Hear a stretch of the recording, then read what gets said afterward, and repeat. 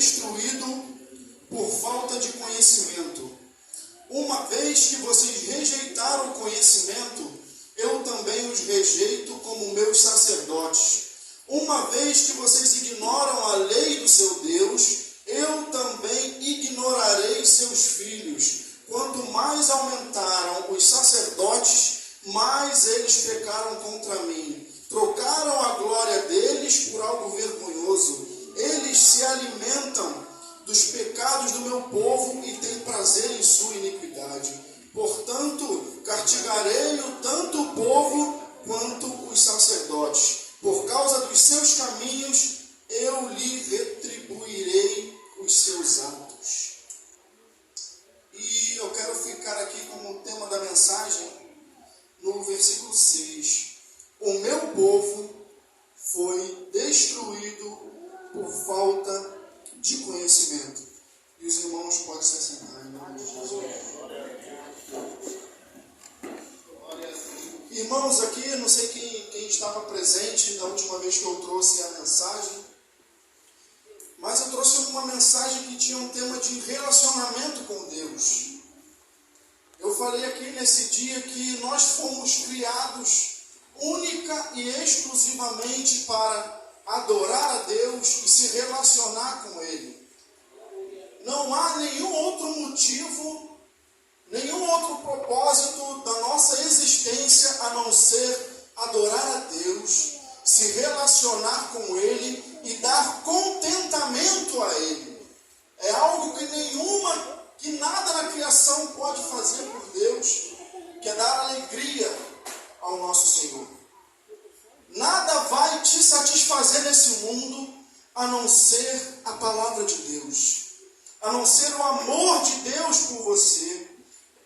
Nada nesse mundo pode preencher o seu coração a não ser Cristo Jesus, a não ser a presença de Deus. Você pode procurar qualquer prazer nesse mundo, ainda vai estar no vazio. Porque a palavra vai dizer em Eclesiastes que eu colocarei no coração do homem um anseio pela eternidade. Glória a Deus. Você vai andar para um lado e para o outro e não vai encontrar satisfação em nada. Principalmente aqueles que já foram selados pelo Espírito Santo. E aí que é mais forte ainda. Porque além de você ter esse anseio pela eternidade, esse Deus que Ele te fez, ainda tem um pedacinho dentro de você. Além dele te fazer, para que você venha ao adorá-lo, para que você venha ter relacionamento com Ele, Ele ainda foi além. Ele ainda falou, eu ainda vou morar dentro de vocês. E a partir do momento em que você abre o coração para Jesus, Ele faz morada dentro de você, e a partir desse momento, nada vai te satisfazer, a não ser a presença do Senhor. E na última palavra eu falei muito sobre isso, que esse é o nosso propósito, esse é o propósito da criação. E agora, como complemento dessa mensagem, Deus tocou no meu coração para falar sobre o conhecimento de Deus. Que Deus é esse? Como nós podemos se relacionar com alguém a quem não conhecemos? Quando você começa a ter um relacionamento com alguém, geralmente, você inicia uma conversa e dentro dessa conversa você passa informações sobre você e você escuta informações daquela pessoa. E dentro disso vai se formando um relacionamento. E com Deus não vai ser diferente. Deus, Ele quer se aproximar de você, Ele quer se relacionar com você, mas há uma necessidade de você buscar e ter o interesse de conhecer esse Deus. Você precisa estar atento a se debruçar nas Escrituras para entender quem é esse Deus. E de uns anos para cá, esse é um assunto que tem passado desapercebido em muitas igrejas, em muitas congregações.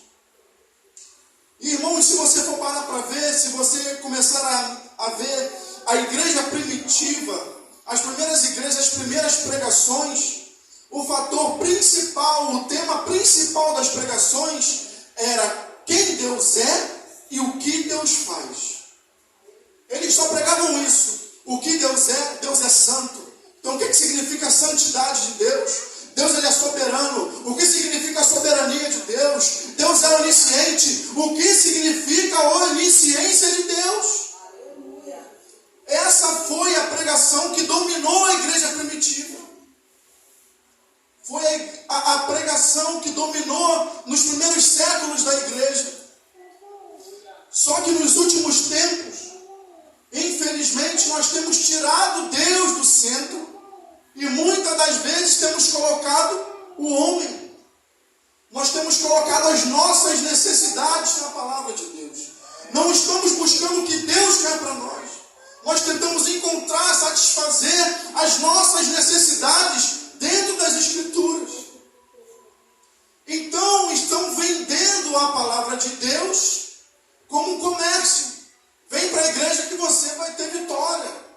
Vem para a igreja que você vai realizar todos os seus sonhos. E muitas das vezes, quando isso não acontece, as pessoas ficam frustradas. Eu fui para a igreja, minha vida piorou. O pastor falou que ia ser só bênção, só vitória.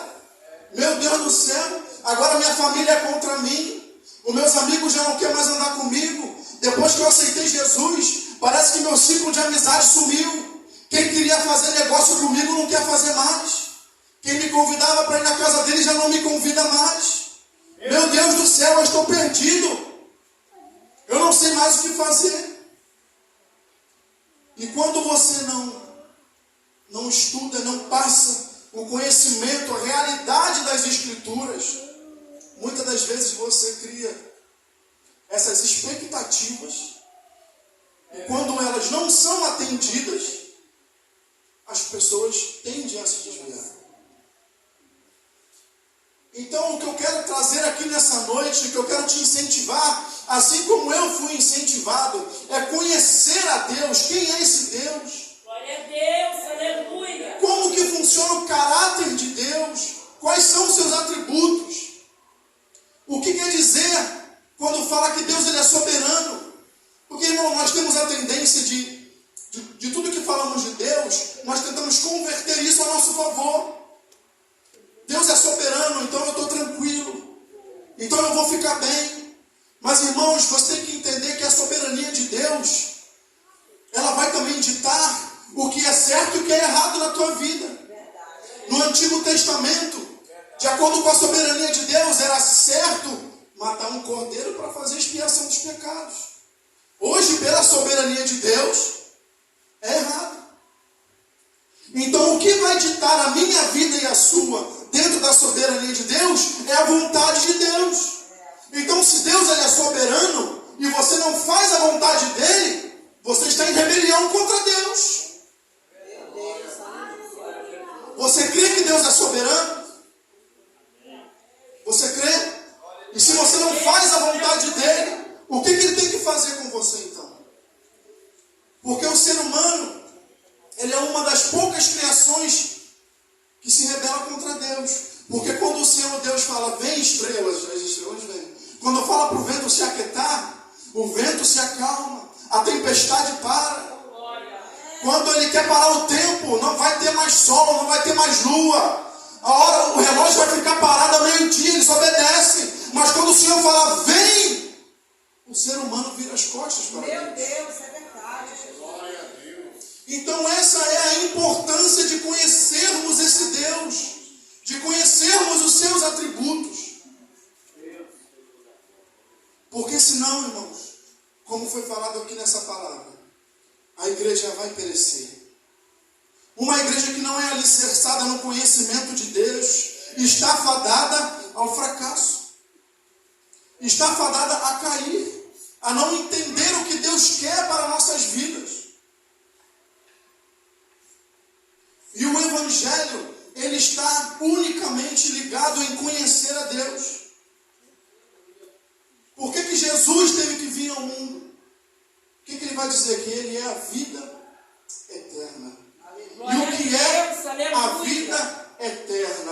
conhecer a Ti, Senhor. Aleluia.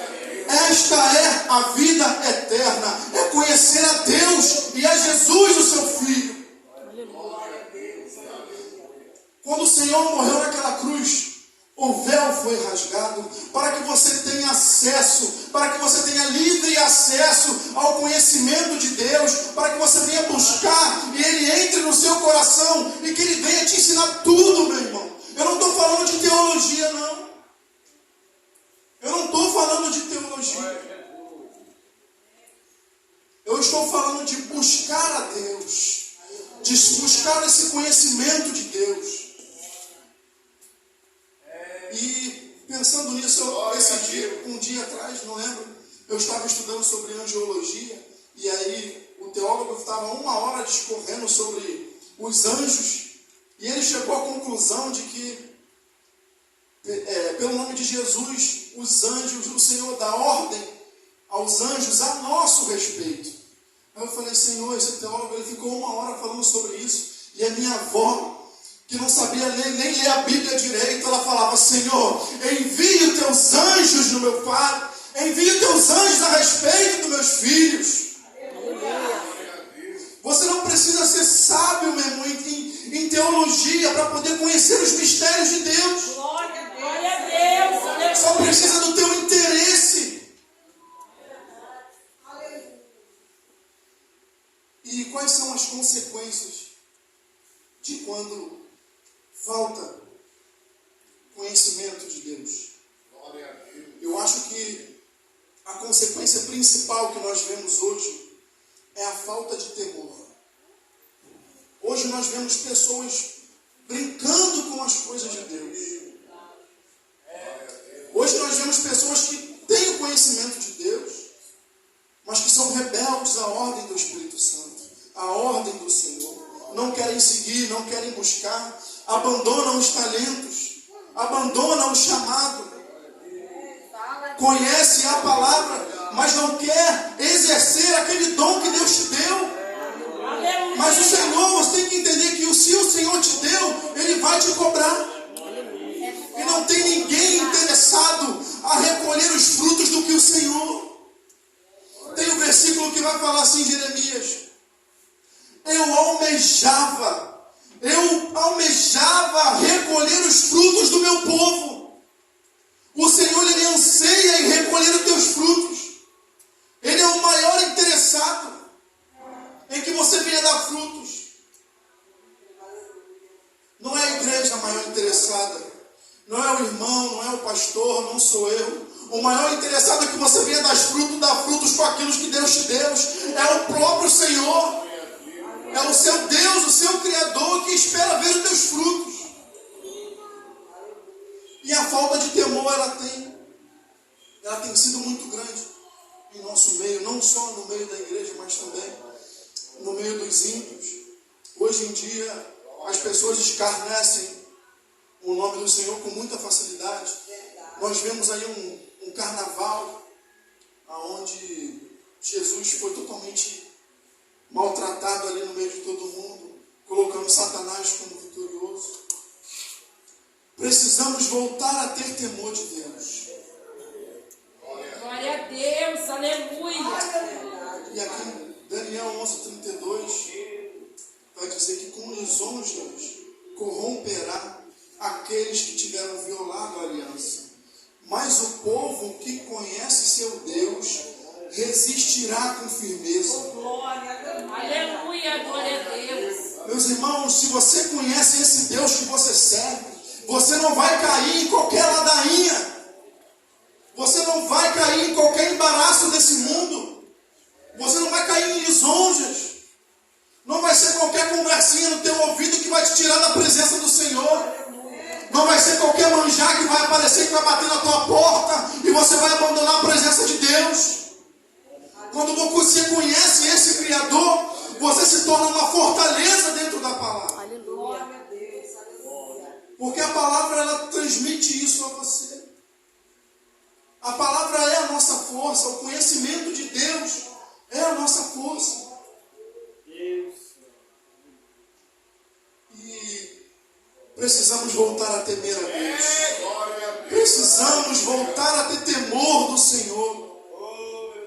E se você parar para pensar, antes a igreja tinha muito temor do Senhor. Por isso que a igreja evoluía. Porque a pregação era voltada para isso. As pregações eram voltadas para a eternidade.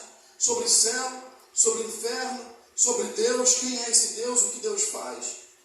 E a partir do momento que é trocado essa palavra, automaticamente as pessoas perdem o temor a Deus. Porque não conhecem esse Deus. O Deus que muitos têm pregados é um Deus fraco. É um Deus que parece mais com aquela geladeira de refrigerante que você bota uma moedinha ali e vai sair o que te agrada. Meu Deus! Glória a Deus! Hoje em dia o nosso Deus está mais classificado como um Papai Noel do que um Deus todo-poderoso, do que um Deus que se ira com o seu povo, do que um Deus que vai vir se vingar sobre toda impiedade e injustiça. É um Deus que tem misericórdia, sim.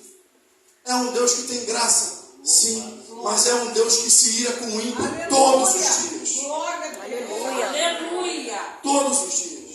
Glória a Deus. Não sei se alguém aqui já ouviu. Essa pregação é uma das mais famosas de todos os tempos, que é do Jonathan Edwards. Que ele prega pecadores nas mãos de um Deus irado. Se você depois pesquisar na internet, você vai ver que o Jonathan Edwards ele ficou uma semana em jejum, sem comer, sem beber, para poder pregar esse sermão. E ele pregou em Deuteronômio 32, 35, que fala assim: minha é a vingança e a recompensa ao tempo que resvalar o seu pé, porque o dia da sua ruína está próximo, e as coisas que irão de suceder se apressam a chegar. E quando Jonathan Edwards pregava aquele sermão, alguns testemunhos vão dizer que o rosto dele brilhava como o sol. E as pessoas ficaram com tanto temor de Deus, que elas se agarravam nas cadeiras e falavam: Edward, para de pregar! Para de pregar, porque eles tinham a sensação de que o chão iria se abrir e eles iam cair no inferno. Tanto foi o temor de Deus sobre aquele povo, através da pregação de Jonathan Edwards. Deus ainda é um Deus irado. Deus é ainda que vai recompensar aqueles que estão em rebelião contra Ele. Esse é o verdadeiro Deus. Aleluia. Tem misericórdia? Tem, mas depende de você. Glória a Deus. Aleluia. É uma linha muito perigosa de se andar entre a ira de Deus e a misericórdia de Deus. Não é aconselhável a gente fazer isso, meu irmão. E aqui, ele vai comparar como se tivesse um bêbado tentando se equilibrar em um lugar escorregadio. E ele vai falar: a ponto de resvalar o seu pé, a vingança do Senhor virá. É muito sério, meu irmão. É muito sério a palavra de Deus. Aleluia. É muito sério quando você tem o conhecimento das Escrituras. E muitas das vezes nós não damos valor a isso. Nós esquecemos. Precisamos voltar a conhecer esse Deus, os seus atributos.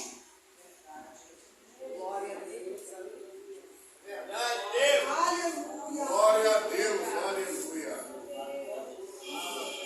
Uma outra consequência que acontece com a igreja, quando não se tem ou não se leva a sério o conhecimento de Deus, é o sincretismo.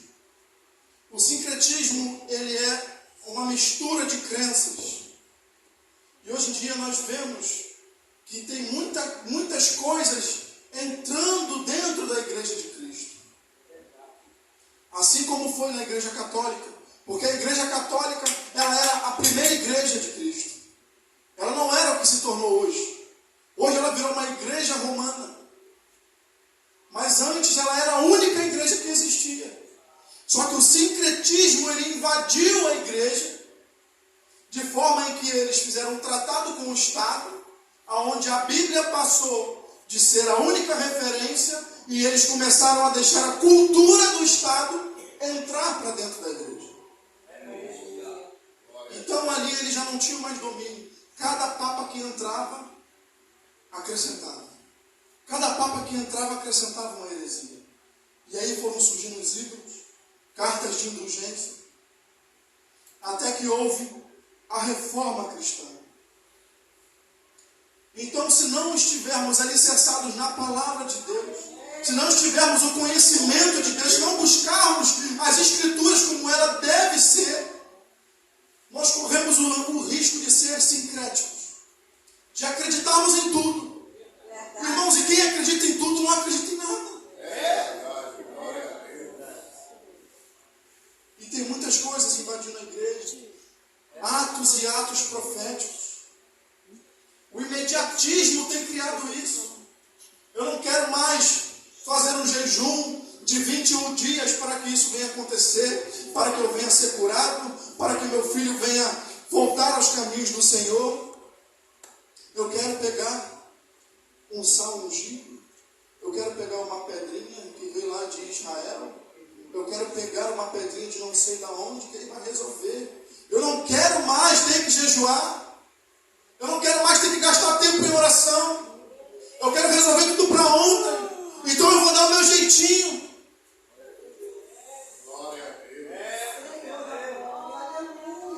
E muitos têm enganado o povo, irmão. Muitos têm usado isso para enganar multidões. Meu Deus. E você vê igrejas inchadas, até mesmo por revelações. Meus irmãos, essas igrejas aí de revelações, misericórdia, está assim. Está assim. E às vezes é a mesma profecia. Se você for lá a semana inteira, você vai ver a mesma profecia para cada um. Por quê? Porque eles sabem manipular o povo através do sincretismo. Eles falam o que você quer ouvir. E nós estamos nos últimos tempos, onde cada um procurará doutores segundo o seu próprio pensamento. Eu não quero mais ir naquela igreja não, porque a palavra ali é muito dura. Então eu vou procurar aquela igreja que vai falar que eu vou ter minha vitória, que eu vou. E o sincretismo tem entrado dentro da igreja.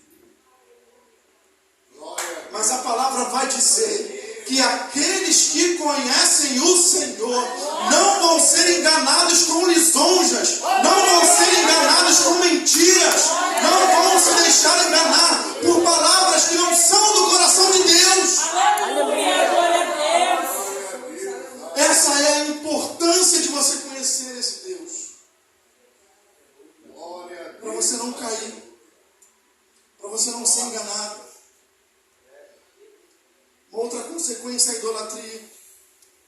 Porque se você não conhece o Deus que você adora, quem você está adorando? Glória a Deus. Quem que você está adorando? Em Juízes 2, versículo 10, 12, vai dizer que depois que aquela geração foi reunida com seus antepassados, surgiu uma nova geração que não conhecia o Senhor e o que ele havia feito por Israel. Então os israelitas fizeram o que o Senhor reprova e prestaram cultos aos Balaíns.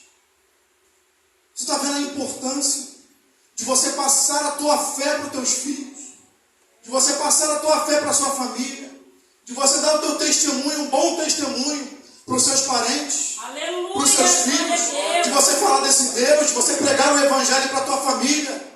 Meu irmão, nós temos que entender que filho de crente não nasce crente. Filho de crente, ele nasce abençoado num lar cristão e ele tem uma oportunidade de se render ao evangelho melhor do que os que não tiveram essa oportunidade. Mas eles não nascem crentes.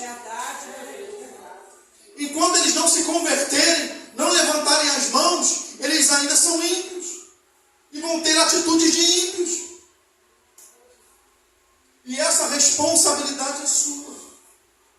É sua a responsabilidade de passar a tua fé, o Deus que você crê, à próxima geração.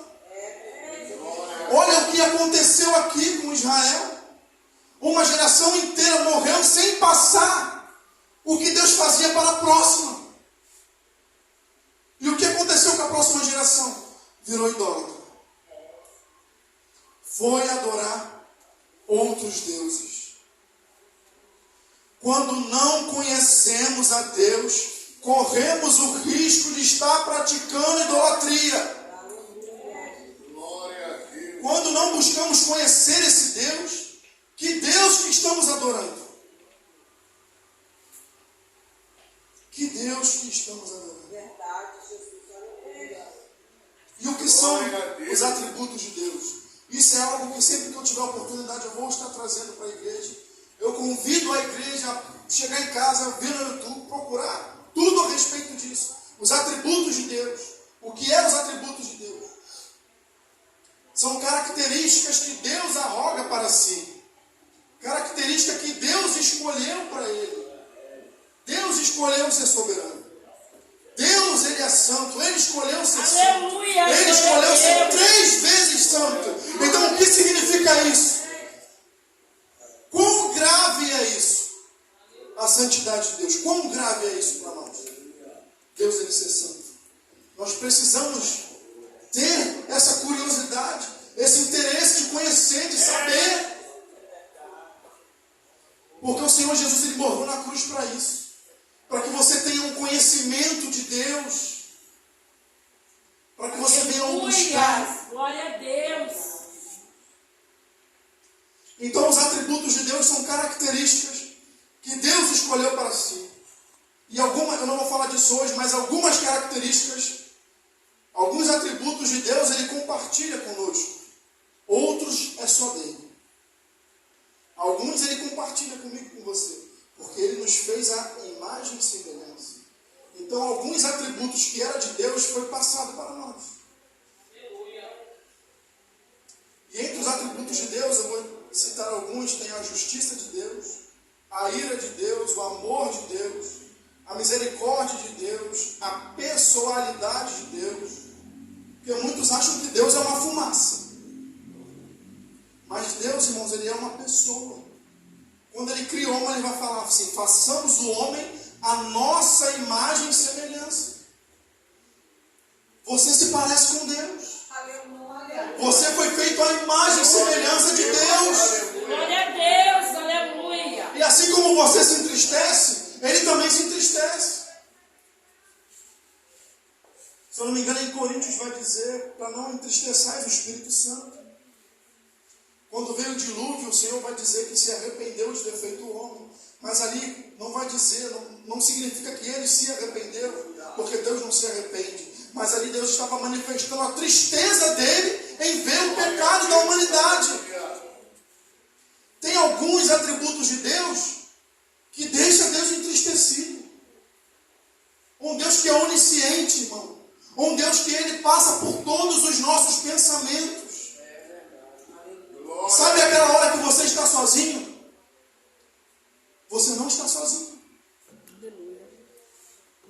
A onipresença de Deus.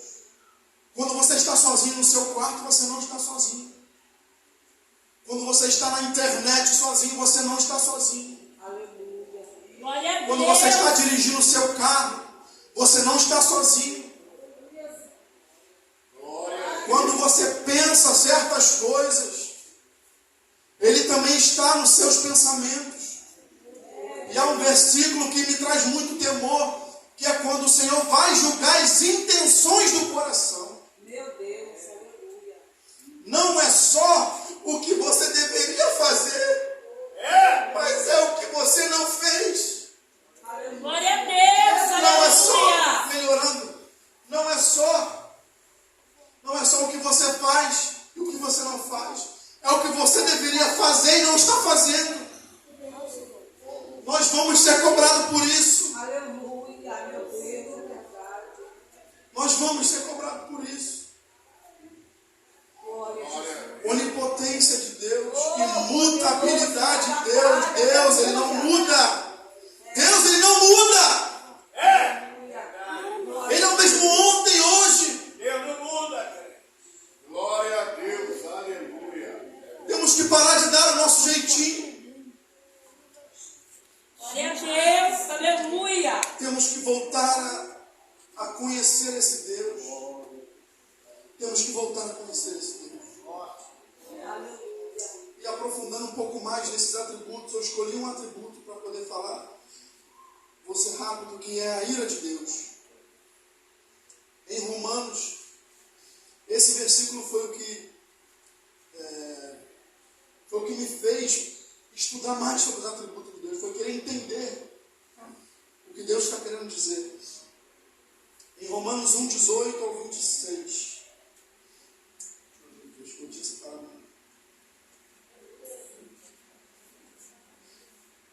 Glória a Deus. Maravilhoso Deus. Glória a Deus. Portanto, a ira de Deus é revelada dos céus contra toda impiedade e injustiça dos homens, que suprimem a verdade pela injustiça. Pois o que Deus se pode conhecer é manifesto entre eles, porque Deus lhe manifestou. Pois desde a criação do mundo, os atributos invisíveis de Deus, seu eterno poder e sua natureza divina, têm sido vistos claramente, sendo compreendidos por meio das coisas criadas, de formas que tais homens são indesculpáveis, porque tendo conhecido a Deus, não o glorificaram como Deus, nem lhe renderam graça, mas os seus pensamentos tornaram-se fúteis, e o coração insensato deles obscureceu-se, dizendo: se sábios tornaram-se loucos, e trocaram a glória do Deus imortal por imagens feitas segundo a semelhança do homem imortal, bem como de pássaros, quadrúpedes e répteis. Por isso Deus os entregou à impureza sexual, segundo os desejos pecaminosos do seu coração, para a degradação do seu corpo entre si. Glória a Deus. Aleluia. Aqui se revela a ira de Deus. Aqui o apóstolo Paulo ele vai falar sobre a ira de Deus. E no decorrer do livro de Romanos você vai ver muito isso. Ele explicando o que era a ira de Deus. Porque quando pensamos em ira, nós tendemos a pensar como a ira nossa do ser humano. Quando a gente está irado, a gente fica incontrolável.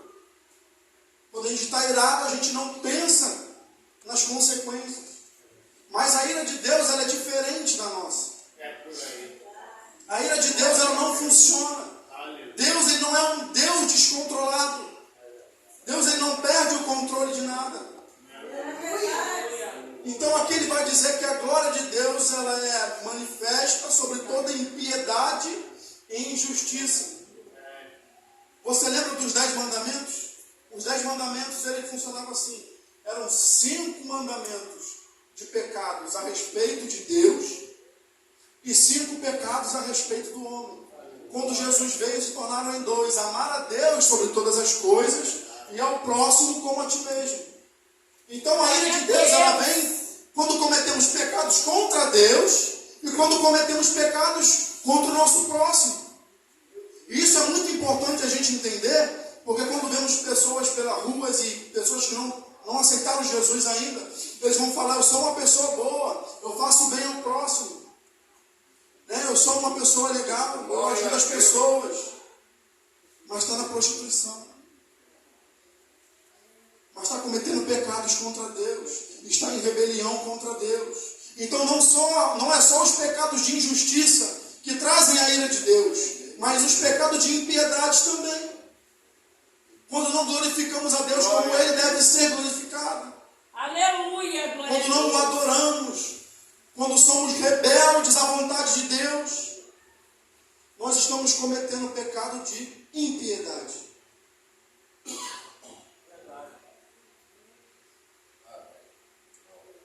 E a ira de Deus ela está inserida na justiça de Deus.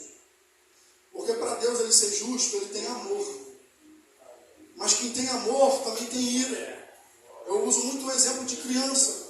A maioria de nós ama crianças, gosta de crianças, tem amor por criança. Se você tem amor por criança, o que você acha de um pedófilo? Se você pudesse, você ia trucidar. Então, para Deus ser justo, ele tem que ser um Deus que se ira. Porque Deus, ele não trata o justo por injusto. Ele não trata o culpado por inocente. Deus, ele é um Deus justo. E aqui vai dizer que através da ira de Deus, é o que eu estava tentando lembrar, através da ira de Deus, como ela é manifesta no ser humano, Deus abandona. A ira de Deus, ela é manifesta sobre a sua vida quando você está mais em pecado. Quando você comete um pecado, você comete outro, e você comete outro. Ali é manifesta a ira de Deus. Porque aqui vai dizer que Deus os abandonou para satisfazer os desejos do seu coração.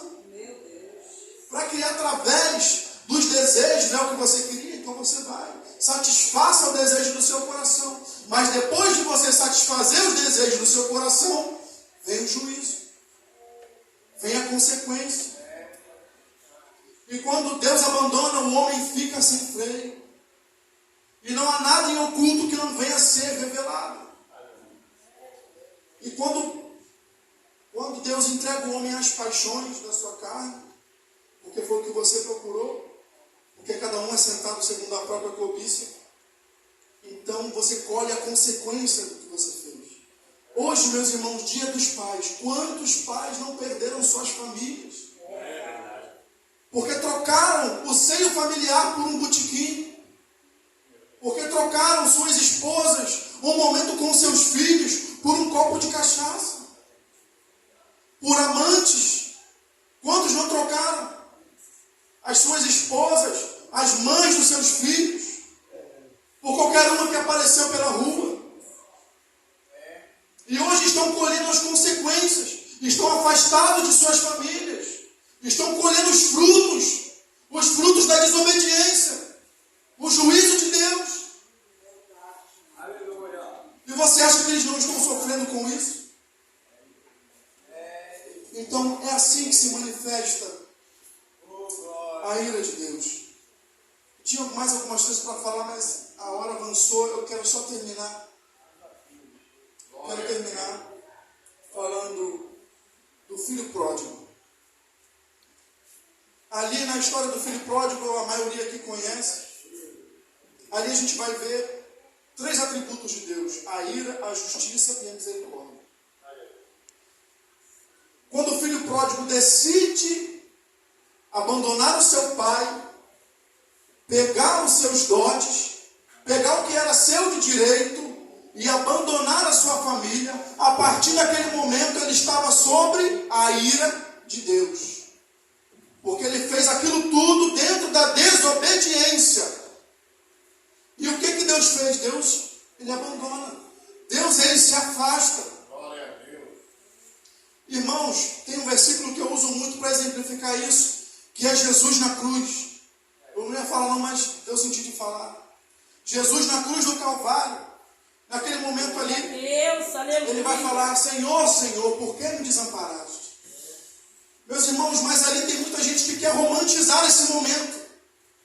Mas ali, quando Deus ele se afastou, é porque a santidade de Deus ela é tão grande que Deus não poderia ficar presente naquele momento em que Jesus estava na cruz.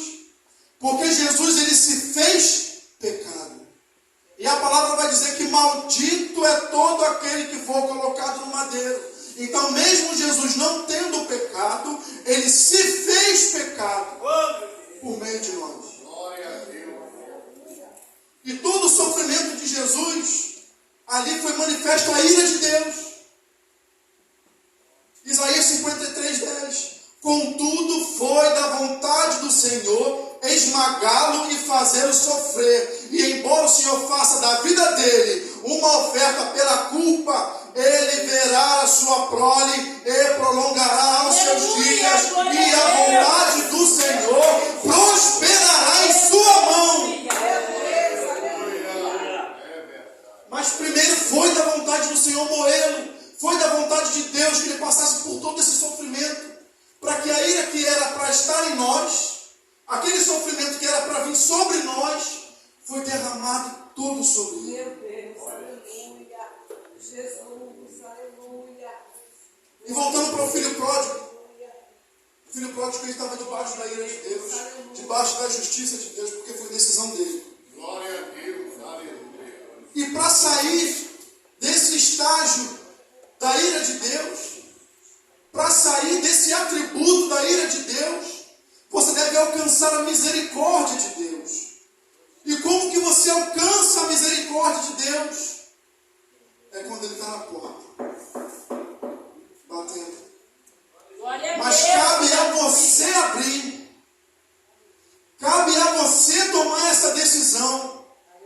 Cabe a você entender e reconhecer que você estava no caminho contrário ao que Deus queria para você até hoje. Cabe a você refazer o caminho, a você voltar à casa do Pai. A misericórdia de Deus depende de você. Deus ele é um Deus de amor, é um Deus amoroso. Mas ele depende que você dê um passo. Ele depende que você tome uma decisão. Porque ele é um Deus justo. Ele é um Deus justo. E depende de você abrir as portas para alcançar a graça de Deus. Glória a Deus. E eu queria perguntar aqui nessa noite,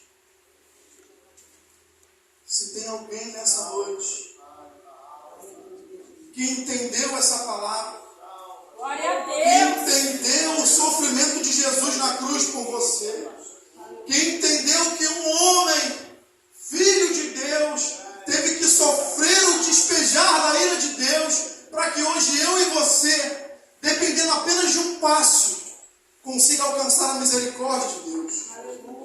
Eu quero te convidar aqui nessa noite a vir aqui na frente. Glória a Deus. Eu entendo que isso vai fazer um efeito muito maior no seu coração.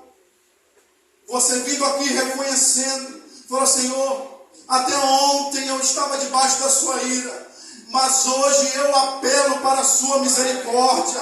Hoje eu estou ouvindo o Senhor bater na minha porta, e eu quero abrir o meu coração para que o Senhor venha fazer morada dentro de mim.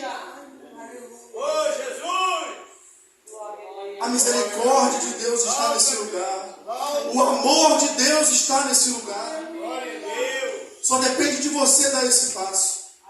Glória a Deus, aleluia. Tem alguém nessa noite que quer refazer aliança com Cristo?